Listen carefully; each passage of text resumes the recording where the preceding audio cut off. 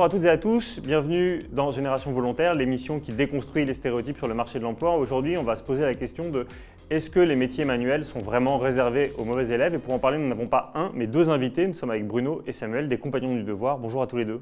Bonjour Vincent. Alors Bruno, donc ancien compagnon toi-même, compagnon peut-être on le reste à vie. Est-ce que tu peux présenter, pour ceux qui nous suivent, les compagnons du devoir?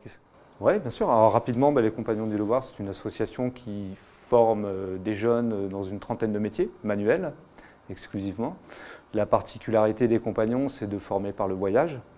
C'est-à-dire qu'après une première étape d'apprentissage, le jeune peut faire le choix de partir sur le Tour de France et continuer à se perfectionner en changeant de ville chaque année, donc d'entreprise, de région, de culture, de méthode.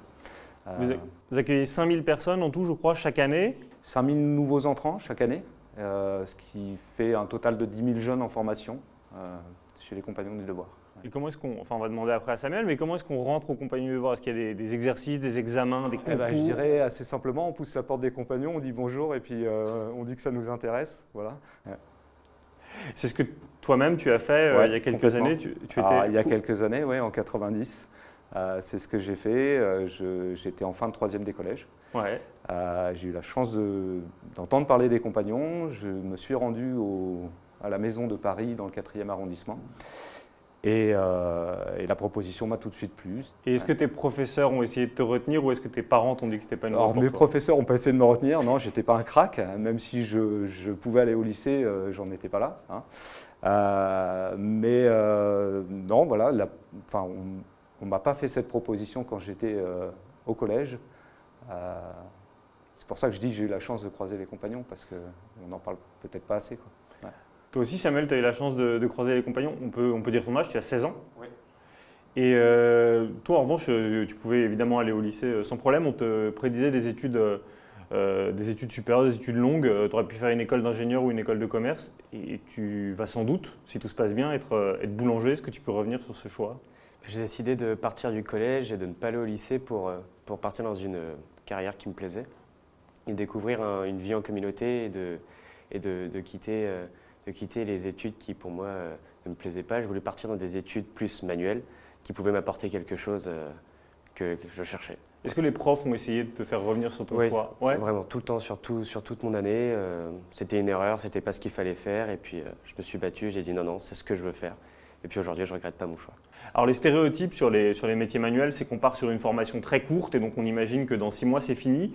Et j'ai appris qu'en fait, tu allais ouvrir ta propre boulangerie, mais dans 8 ans. Qu'est-ce que tu vas faire pendant tout ce temps qui correspond à des études de médecine? Apprendre, m'améliorer dans mon métier, transmettre aux autres et continuer à m'épanouir dans ce beau métier qu'est la boulangerie. Je voudrais juste vous demander un petit conseil pour terminer. Là, voilà, il y a des jeunes qui ont entre 15 et 20 ans qui vous écoutent. Ils poursuivent leurs études parce qu'on leur a dit qu'il fallait poursuivre ces études, mais sans plus d'âme que ça. Qu'est-ce que vous voudriez leur dire, Bruno? Déjà, au moins de s'intéresser à ce qui est proposé à côté, parce qu'effectivement, il n'y a pas que le modèle académique qu'on connaît tous. Chaque année, je vois des milliers de jeunes qui s'épanouissent dans les métiers manuels, et plus particulièrement chez les compagnons. C'est une proposition atypique. Il faut aimer vivre en communauté, voyager. Nous on est mordus, je pense. J'ai envie de leur dire, allez vous renseigner, essayez, mais on en voit plein s'épanouir chaque année. Voilà. Et par rapport à l'angoisse du choix, on voit avec Parcoursup, on ne sait jamais quoi choisir comme orientation. Donc là, tous ces métiers manuels qu'on ne connaît pas, c'est pas grave, il faut foncer? De toute façon, on ne connaît jamais un métier, je pense, quand on est à l'école. Ouais. Donc il faut être curieux. Voilà.